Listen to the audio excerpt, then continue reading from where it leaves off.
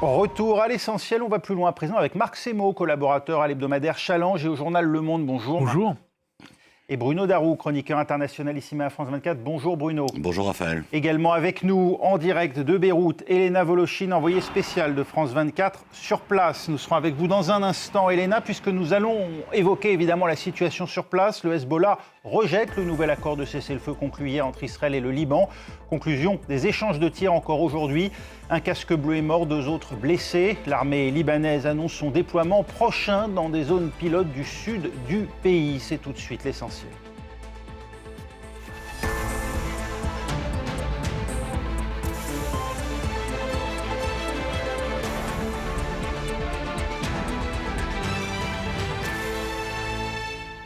Le Liban peut-il retrouver la paix contre la volonté d'une partie de sa population ? C'est toute la difficulté à laquelle se heurte le gouvernement libanais. Sitôt conclu un nouvel accord de cessez-le-feu avec Israël hier, voilà le Hezbollah qui rejette toute négociation directe avec l'État hébreu. Pas de sécurité pour le nord d'Israël, sans sécurité pour les villages du sud du Liban, assène son dirigeant, Cher Kassem. Problème, l'accord conclu hier, lui, prévoit d'abord l'arrêt de toute action du mouvement chiite. Et pour garantir ce préalable, l'armée libanaise compte se déployer dans des zones pilotes du sud du pays. D'ici là, Israël poursuit donc ses opérations. Un casque bleu est mort des suites de ses blessures hier. Reportage pour France 2 d'Arnaud Miguet. Encore des frappes israéliennes au sud-Liban ce matin. Et de nouveaux ordres d'évacuation émis par l'armée.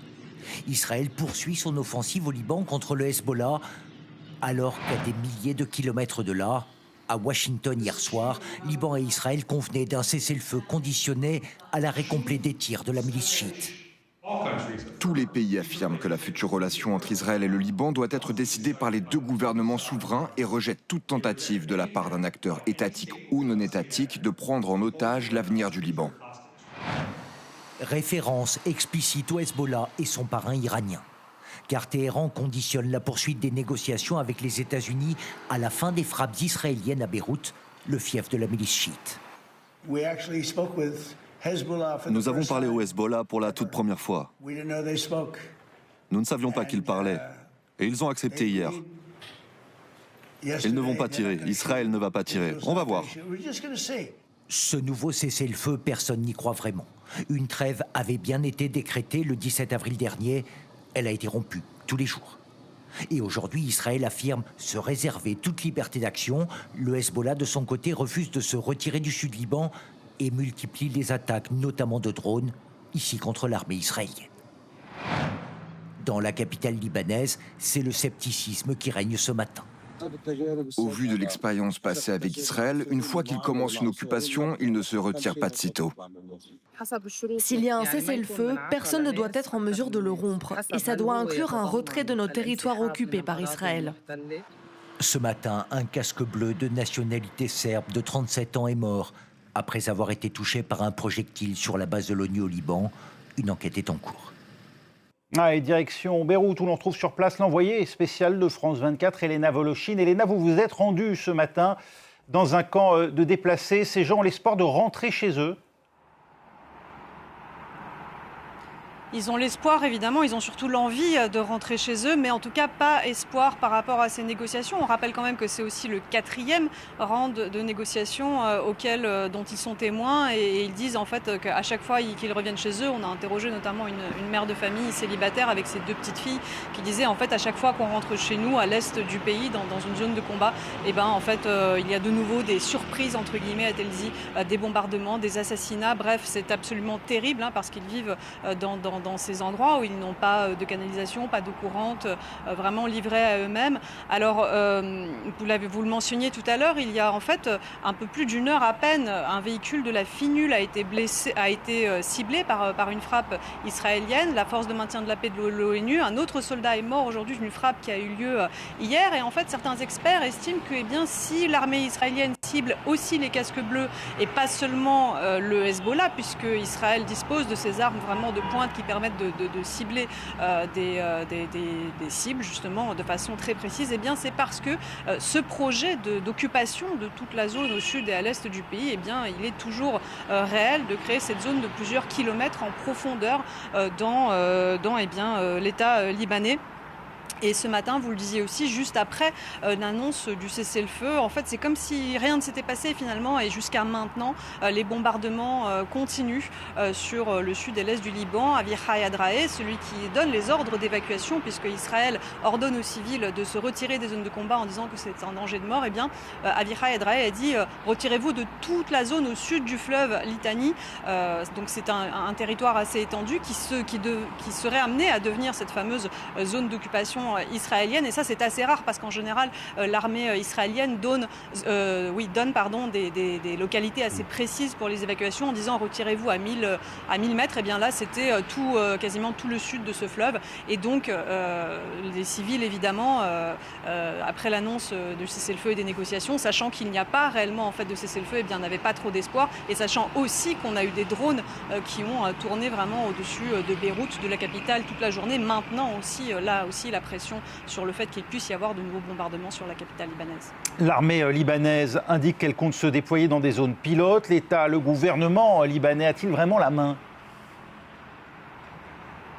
Alors ça a commencé déjà à Debin, c'est au sud du pays, un peu au nord de Al-Moudjaye, une zone aussi qui précédemment a été déclarée comme évacuation et en proie à des combats, toutes ces zones.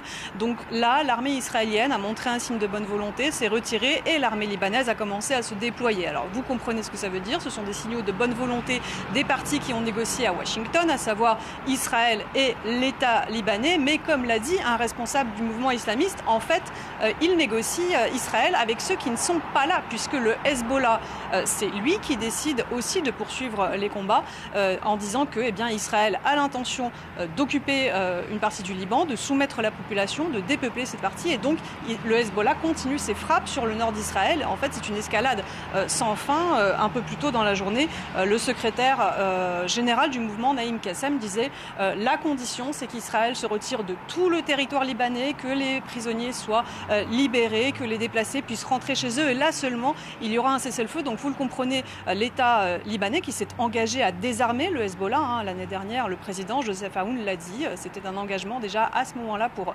cesser les hostilités. Mais le Hezbollah refuse catégoriquement de déposer les armes, et à partir de là, l'équation devient extrêmement compliquée, et les espoirs d'un vrai cessez-le-feu et surtout d'une fin du conflit ici au Liban très fragile. Merci Elena Voloshin, en direct de Beyrouth pour France 24. Marc Semo, le gouvernement libanais prend un risque, celui d'entrer en confrontation avec le Hezbollah ? Oui, mais c'est le Hezbollah qui rentre en confrontation avec le gouvernement libanais et le Liban tout court en se lançant dans cette guerre. Rappelez-vous, à l'époque, le titre de l'Orient le jour, le Hezbollah suicide le Liban. Rien n'obligeait le Hezbollah à entrer en guerre au moment où commençait l'opération américano-israélienne contre l'Iran. Donc là-dessus, on a vu que l'agenda premier du Hezbollah, c'est pas le Liban, c'est l'Iran.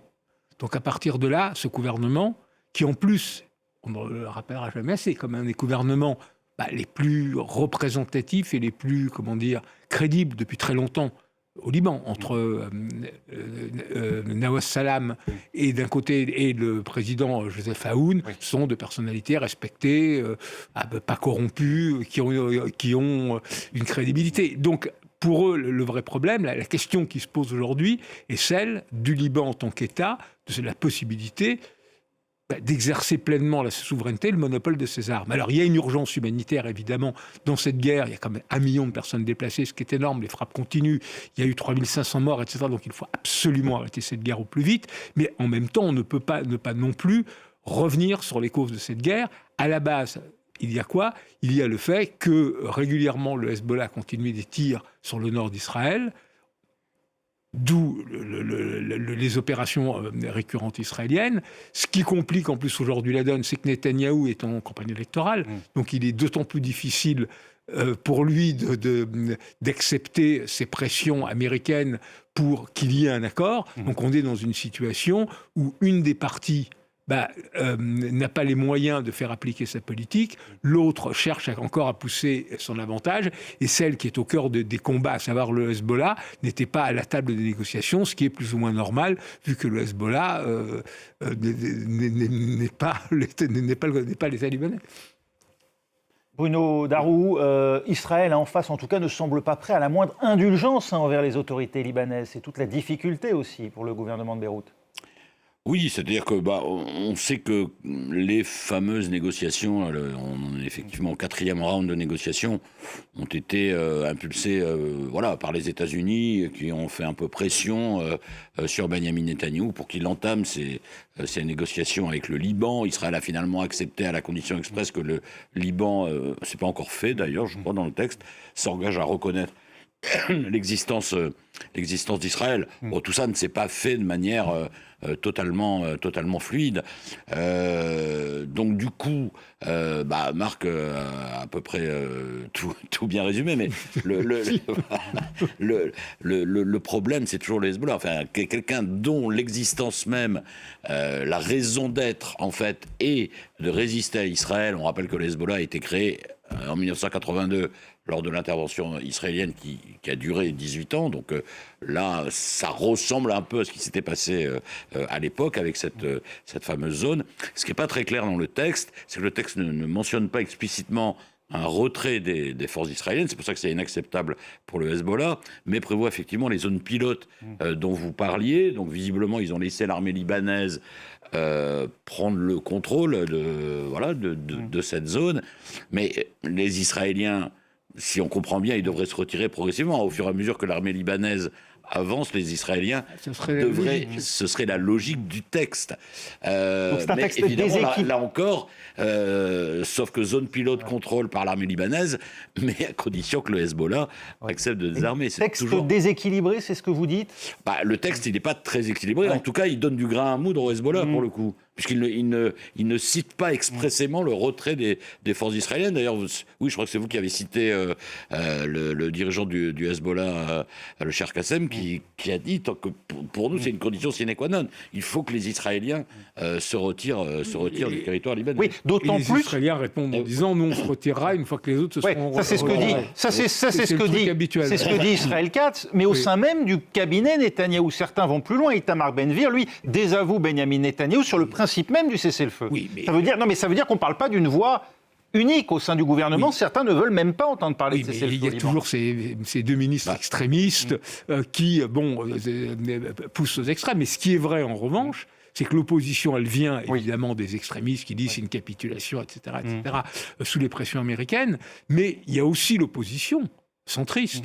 Qui est donnée, la coalition entre Yair Lapid et Naftali Bennett, qui est donnée largement gagnante aux élections normalement prévues pour l'automne, et qui, elle aussi, dit on se fait dicter notre politique par les Américains. Parce que ce qui est vrai, c'est que, vous en avez, j'imagine, beaucoup parlé sur ce plateau, mais les échanges entre Netanyahou, qui voulait bombarder Beyrouth, voire lancer éventuellement des troupes au sol, c'était pas très clair là-dessus, et Donald Trump aurait été hallucinant. Donald Trump l'a traité de putain de cinglé, et lui a dit le monde déteste autant qu'Israël, c'est à cause de vous. C'était quand même des noms d'oiseaux. Alors ça n'a jamais été reconnu officiellement. Le communiqué de la Maison Blanche était plus soft. La fuite vient sans doute mais la fuite était très crédible, et de fait le communiqué de la Maison Blanche en version polie revenait à dire Netanyahou a accepté de suspendre une opération sur Beyrouth. C'est d'ailleurs ça qui est un peu inquiétant pour la suite quand on pense effectivement aux élections qui vont avoir lieu dans 3 ou 4 mois. C'est qu'on aurait pu penser que l'opposition, qui est donc donnée gagnante, alors qu'il n'y a pas une opposition très à gauche, Naftali Bennett, Yair Lapid, mais ils sont encore plus dur que Benyamin Netanyahou. C'est ça qui est inquiétant pour la suite. Parce que là, on passe son temps à dire Netanyahou, il est, comme dirait Trump, il est cinglé, il est jusqu'au boutiste, etc. Mais en fait, ses principaux opposants, éventuellement pour prendre sa suite, disent non, mais il aurait fallu élargir les bombardements, il aurait fallu bombarder Beyrouth. Donc, je veux dire, l'avenir n'est pas... simplement, c'est pas tout à fait les mêmes méthodes, et il y a plus d'intelligence politique derrière. Mais... Non, mais le problème, c'est que si on se place dans la logique, ce que rappelait d'ailleurs l'ambassadeur français aux Nations Unies, Jacques Bonafont, qu'on a parlé, si on revient à l'origine, il y a les menaces permanentes que continue a laissé planer le Hezbollah sur le nord d'Israël, ce qui est inacceptable pour un pays tel qu'il soit. Il y a eu aussi des centaines de milliers de personnes qui ont été déplacées à chaque fois au nord d'Israël, et qu'il faut arriver à trouver une solution. Là, on est à 1 million de déplacés au Liban, oui, absolument. quand même. Non, mais c'est pour ça qu'il faut arrêter cette guerre. Oui. Mais le problème, on ne peut pas ne pas non plus tenir compte de ce qui était à la base la raison de cette guerre. Voilà, c'est-à-dire que l'on arrête de tirer sur le nord, que le Hezbollah arrête de tirer sur le nord du territoire israélien. Et effectivement, comme vous le disiez, le Hezbollah n'était pas obligé le 2 mars dernier de se joindre à l'opération américano-israélienne. Alors malgré cela, Donald Trump, lui, reste optimiste. Le président américain veut croire en la possibilité d'un accord dès ce week-end. Écoutez-le. Nous essayons de séparer l'Iran du Liban. Je veux dire, vous savez, c'est quelque chose de très différent. Nous avons parlé avec le Hezbollah pour la toute première fois, nous ne savions pas qu'ils parleraient, et ils ont accepté hier, ils ne vont pas tirer, Israël ne va pas tirer non plus. Nous allons simplement voir, mais je voudrais les séparer, j'aimerais que ce soit à part, parce que ça l'est, c'est distinct. J'ai entendu dire que les négociations se passaient très bien, en fait. Vraiment très bien. Ça pourrait se faire. Enfin, si ça se fait, ça pourrait ne pas se faire, tu sais, qui sait. Mais si ça se fait, ça pourrait se faire ce week-end. Oui, peut-être il a...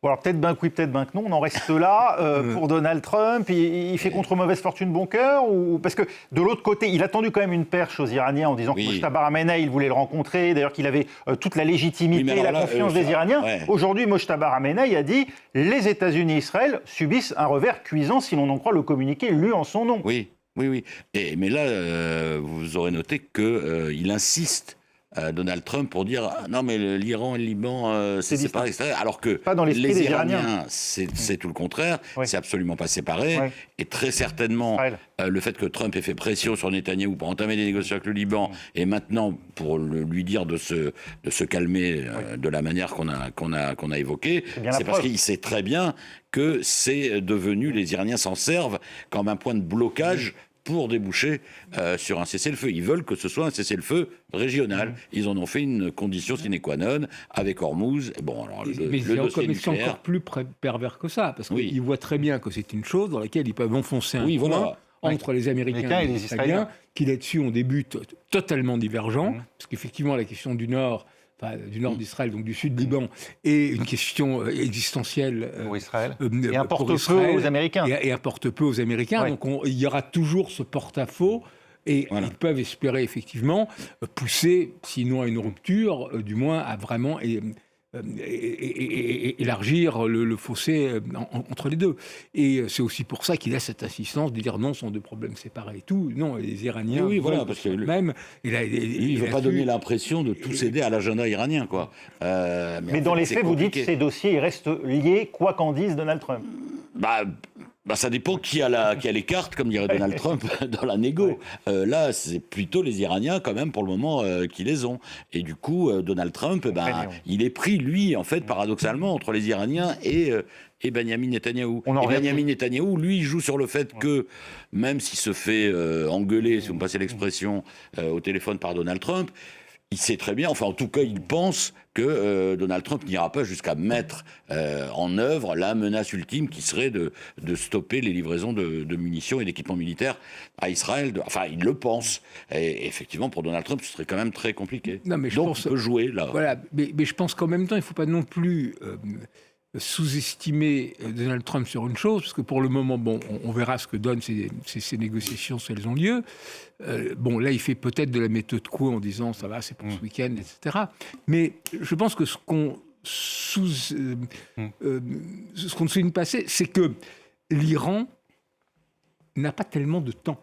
On dit, Trump est pressé parce qu'il y a les Vous n'êtes pas d'accord, vous, depuis le début, Marc, sur cette idée que le temps joue pour l'Iran. C'est pas votre avis? Non, le temps ne joue pas pour l'Iran.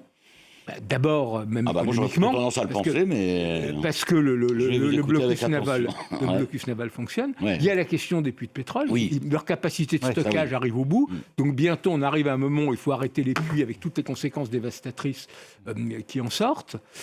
Ils ont besoin d'argent pour leur économie. Donc tout ça mis bout à bout fait que malgré les rodomontades, parce que qu'est-ce que vous allez imaginer le guide, ou qui pour lui, qui écrit, et oui, évidemment, ça a été une défaite humiliante infligée, etc. C'est la rhétorique, les réseaux mondiaux habituels du régime, mais sur le fond, eux, ils ont besoin aussi de sortir de l'impasse, et là-dessus, les Américains ont des armes.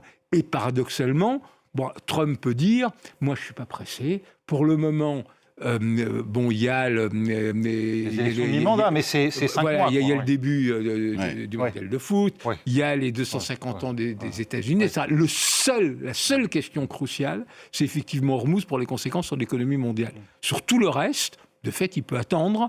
Et en revanche, les Iraniens ne sont pas dans une tellement bonne posture. Et je finirai ensuite... Ça leur coûte des centaines de millions par jour, en tout cas, aux Iraniens. Et ensuite, sur un certain nombre de points, d'après ce qu'on en sait, ils ont déjà commencé à céder. Sur le nucléaire, par exemple, pas sur le principe, parce que ils veulent garder le principe du droit à l'enrichissement minimum et tout. Mais pour le moment, leur programme, il est dévasté.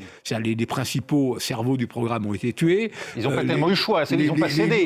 Donc pour le moment, ils peuvent très bien accepter un moratoire sur le nucléaire, qui en tout cas, ils ne sont pas en mesure de réellement relancer. Pour, en revanche, par exemple, obtenir plus de concessions sur Hormuz, notamment au niveau, alors pas de péage, parce que ça serait contraire au droit international, mais des frais techniques qu'ils se partageraient avec Oman. Mais là où je suis pas tout à fait d'accord, c'est que je suis d'accord sur le fait que les Iraniens aussi n'ont pas tant de temps que ça pour des raisons essentiellement économiques. Mais Donald Trump, quand même, avec cette histoire des midterms, je crois que c'est alors effectivement les 250 ans, la Coupe du Monde de football, ça peut passer. Mais les 250 ans de la création des États-Unis, pour ceux qui nous regardent, tant qu'il n'y a pas de mort américaine, parce que pour le moment, pour les États-Unis, je suis pas tout à fait d'accord. Attends, je termine. Parce que ça a des conséquences politiques. Et à l'intérieur du camp républicain, ça commence quand même à coincer. Il y a eu le vote, il y a eu le vote de ce texte par la Chambre des représentants, avec demandant de stopper la guerre en Iran, avec 4 représentants républicains qui ont voté avec les démocrates. Ceux qui ont été mis de côté n'attendent qu'une occasion, c'est de pouvoir critiquer Donald Trump. Et apparemment, d'après ce que je dis, beaucoup de représentants républicains, dans la perspective des midterms, se disent là, avec ces déclarations tous azimuts, avec la conséquence sur le prix du gallon aux États-Unis, c'est pas bon pour nous. Donc ça c'est vrai, mais la preuve aussi qu'il n'est pas pressé, c'est que pour lui, il est plus important d'avoir un résultat acceptable, parce que dans l'État, il aurait pu très bien prendre ce texte, il l'a renvoyé plusieurs fois en le durcissant, parce que, d'une certaine façon, Trump sait qu'il ne sera plus réélu, puisque c'est son dernier mandat. Donc ce qu'il joue là, c'est sa place dans l'histoire. Une humiliation ou une défaite en Iran, pour lui, dans ce cadre-là, c'est terrible. C'est effectivement ce que lui reprochent beaucoup de représentants qui disent qu'il n'en a rien à faire du parti. Donc pour lui, il est plus important là-dessus d'arriver à sauver la face et d'amener, d'avoir au moins un trophée. Alors ça peut être les 400 kilos d'uranium enrichi, ça peut être trop, mais il a quand même besoin de quelque chose. Et d'ailleurs, c'est le parallèle avec Poutine sur l'Ukraine, qui est dans un moment où la guerre là aussi est dans l'impasse, où rien ne va plus. Mais au point d'appeler les Européens à jouer un rôle, à faire pression sur Kiev. Et là aussi, il faut, pour lui, parce que cette guerre, il l'a voulu, c'était un choix personnel qu'il imposait, etc. Il faut qu'il puisse rapporter quelque chose. D'ailleurs, Poutine, j'ai lu il y a 1 heure, qui disait presque dépité que Trump ne s'intéressait plus beaucoup à l'Ukraine à cause du Moyen-Orient. Mais pour terminer là-dessus, effectivement, en fait, on n'est pas tellement en désaccord. Vous allez vous quitter, amis. Mais non, en fait, c'est effectivement Trump qui pense à sa place dans l'histoire, qui pense à lui, et beaucoup de représentants républicains qui commencent à dire nous, on pense à notre siège et à notre élection, et tout ce que tu fais là, ça nous arrange pas. Sauf que le pari des soi-disant des Iraniens de dire il est pressé, il va brader, non. C'est plus compliqué que ça. Vous dites, il va pas brader. Alors, simplement pour revenir... Il va un peu brader. Pour revenir sur ce vote des représentants, on a compris qu'il n'était pas contraignant. Il faudrait pour cela que d'abord le Sénat vote dans les mêmes termes et qu'ensuite le Congrès dans son ensemble, à la majorité des 2/3 ou des 3/5, se réunisse, ce qui semble évidemment impossible. Néanmoins, le signal que cela envoie, est-ce que ça a un impact quelconque aux États-Unis ? Là aussi, c'est ce que je disais. Et en plus, même pour Donald Trump, si les élections midterm se passent mal et qu'après, il n'a plus de majorité, par exemple, à la Chambre des représentants. Là, pour le moment, il a une majorité. Déjà, ça commence à mal se passer. Donc, qu'est-ce que ce sera pour la suite ? Ensuite, ses prédécesseurs, Barack Obama comme Clinton, on fait des guerres sans demander l'autorisation. Et Ronald Reagan n'a jamais eu la majorité. Ronald Reagan a toujours eu le Sénat contre lui aussi. Oui. Pour empêcher de dérouler son programme. Mais effectivement, reste à voir la suite. Merci beaucoup. C'était On va plus loin avec Bruno. Et oui, tout à fait, avec Bruno Darroux et Marc Semo.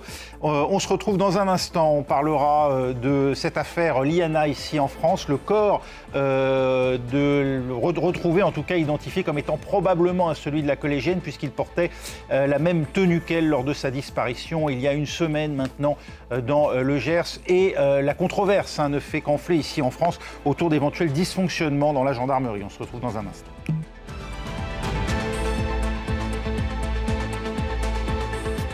Faites un tour complet de l'actualité dans l'Actu 360, aux côtés de Claire Hildebrandt. Tous les faits, toutes les clés pour décrypter l'actualité.